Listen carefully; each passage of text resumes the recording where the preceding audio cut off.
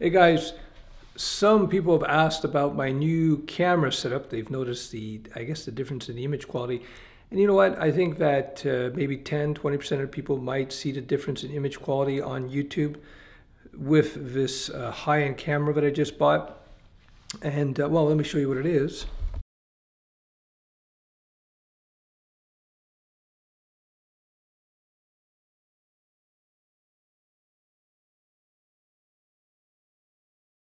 So that is a Canon Cinema camera, C200, just came out.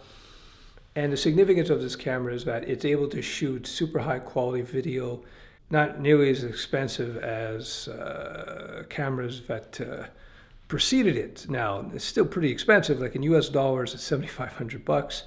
And I didn't put on a nice lens. It cost me about $1,000. And I put on a nice high-end lavalier mic that cost me another $1,000. So you're looking at like $7,500, $8,500, $9,500 before tax to get this thing going. So you're asking, why would you do that, Stef? Well, because I shoot video every day.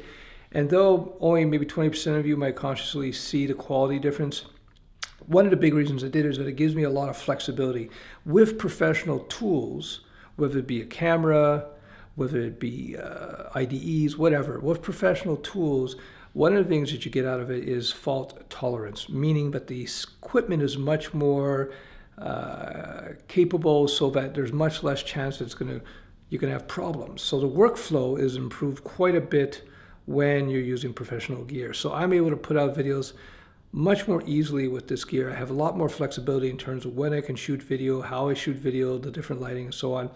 So I'm not just paying for image quality, I'm paying for flexibility and power and reliability. It's extremely reliable. And so far, so good. I have no complaints with it. A lot of my work these days is shooting video. YouTube is part of it, but I'm shooting other stuff as well outside of YouTube. So just having that very dependable camera and having another camera, in fact, is just very cool. So if you're doing vlogs and you're a beginner, don't even think about getting a $7,500 video camera. But at some point, if it's justifiable, meaning you're doing a lot of work, then in video, then you would get it. And that goes with any tool. How do you judge whether or not you get a professional level tool? Well, if you're doing professional work, you're making money. Because if a professional tool can save you just 20% of your time, or improve the quality by 20%, it's worth getting.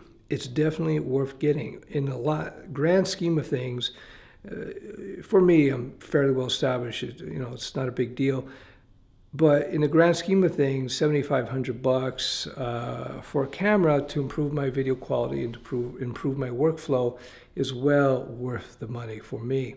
So keep that in mind and think about that in terms of all of your professional gear, right? Think about that as well. Now, this is not the same as buying yourself a fancy new couch or something that you don't really need, or or a super high-end monitor you may or may not need. You may need it depending on the type of work you do.